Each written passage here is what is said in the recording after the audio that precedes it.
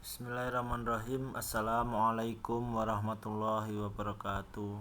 Selamat pagi anak-anakku semua, siswa-siswi kelas 3 MI Muhammadiyah Karanganyar. Semoga pada kesempatan hari ini kita semua masih diberikan kesehatan sehingga dapat melakukan segala aktivitas dengan lancar, baik, dan mampu menuntut ilmu pada hari ini dengan mata pelajaran fikih. Nah, hari ini Pak Guru akan kembali membahas bab atau materi tentang memahami ketentuan puasa Ramadan dengan KD 3.5.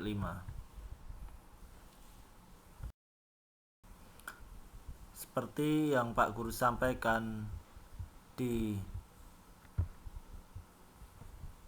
pertemuan yang kemarin, Pak Guru sudah membahas mengenai pengertian puasa, sunnah puasa, rukun puasa dengan begitu detail. Pada kali ini Pak Guru akan membahas kembali perihal hal-hal yang membatalkan puasa. Agar anak-anak lebih paham, marilah kita buka pelajaran hari ini dengan membaca basmalah bersama-sama. Bismillahirrahmanirrahim. Hal-hal yang membatalkan puasa itu yang pertama adalah makan dan minum dengan sengaja. Jadi yang dimaksud dengan makan dan minum dengan sengaja, bahwasannya ketika pada malam hari kita semua sudah melakukan niat puasa dengan dalam hati, maka dari itu pada hari ini atau hari selanjutnya semua yang sudah melakukan niat puasa Ramadan wajib melakukan puasa Ramadan dengan baik. Jadi tidak bisa dengan makan atau minum dengan sengaja. Kemudian yang kedua adalah muntah dengan sengaja. Ini biasanya ketika masih anak-anak dengan memasukkan tangan ke dalam mulut, kemudian bermain-main, berlari-larian hingga muntah dengan sengaja, akhirnya perihal ini pula yang membatalkan puasa Ramadan. Kemudian keluar darah haid. Keluar darah haid ini biasanya dilakukan pada perempuan yang sudah cukup umur atau sudah nifas. Kemudian yang selanjutnya adalah hilang akal ataupun gila. Kemudian yang selanjutnya adalah murtad atau keluar dari agama Islam. Hal ini pula yang membatalkan puasa, karena ketika seseorang sudah keluar dari agama Islam, jadi orang itu pula sudah tidak terbebani atau tidak diwajibkan untuk menjalankan puasa Ramadan, kemudian berniat membatalkan puasa. Jadi ini sudah niat, hari ini saya nanti akan makan dengan sembunyi-sembunyi atau melakukan segala hal yang membatalkan puasa. Selanjutnya Pak Guru akan membahas subbab, yaitu perbuatan yang dapat mengurangi pahala puasa. Perbuatan yang dapat mengurangi pahala puasa yang pertama adalah berbuat kejelekan. Segala hal kejelekan itu dapat mengurangi pahala puasa, baik anak-anak mengejek teman, kemudian menggunjing, dan lain sebagainya. Segala hal yang bernilai kejelekan itu dapat mengurangi pahala puasa. Kemudian yang kedua adalah bertengkar. Jadi misalkan anak-anak berpuasa pada hari ini, kemudian di sekolah ada suatu masalah, kemudian anak-anak melampiaskan emosinya dengan bertengkar. Nah, itu dapat mengurangi pahala puasa.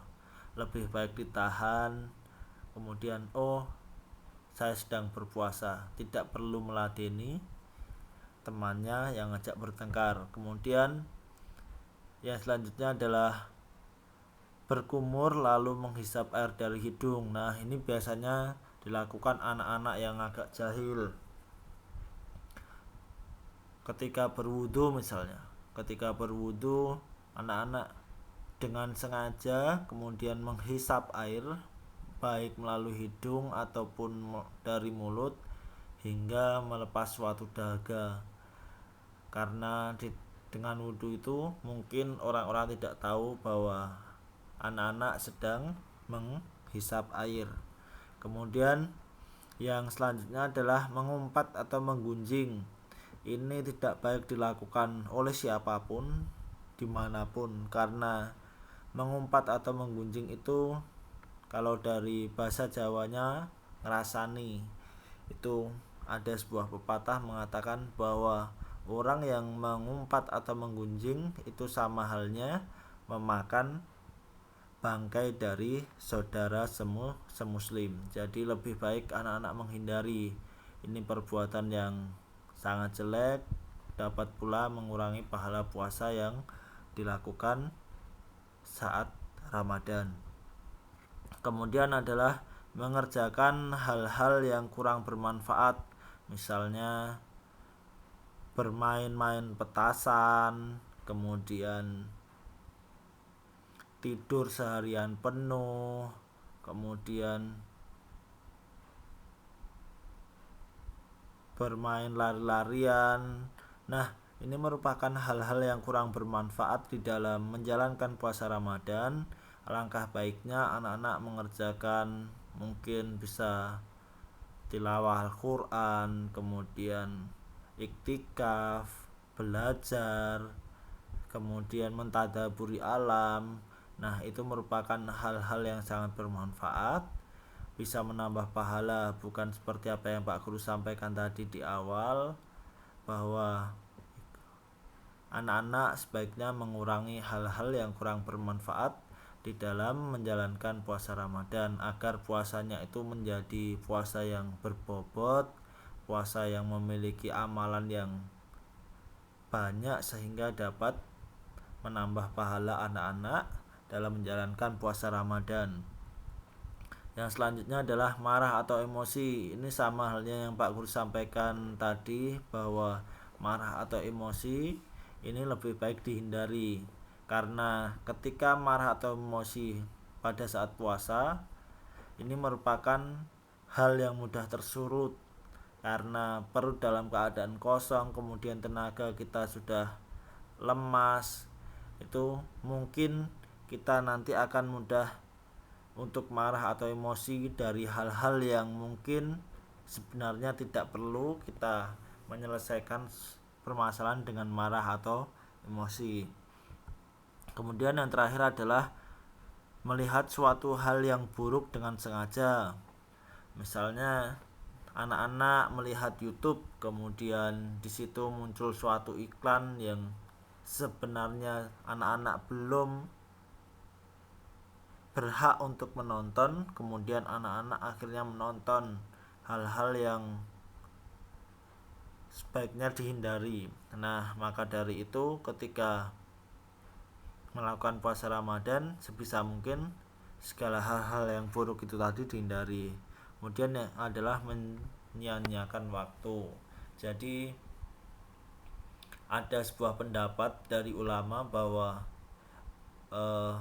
tidur seharian penuh itu merupakan suatu pahala.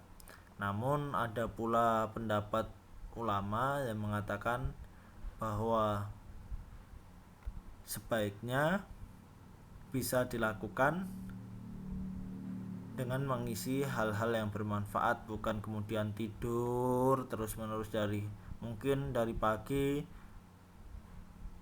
tidur, habis subuh kemudian bangun mandi, kemudian tidur kembali sampai sore, sholat, tidur kembali, kemudian sudah mendapati waktu berbuka. Nah, sebaiknya anak-anak pada saat menjalankan puasa lebih banyak mendekatkan diri kepada Allah dengan menjalankan amalan-amalan yang mungkin dapat menambah pahala seperti yang Pak Guru sampaikan di pertemuan yang lalu.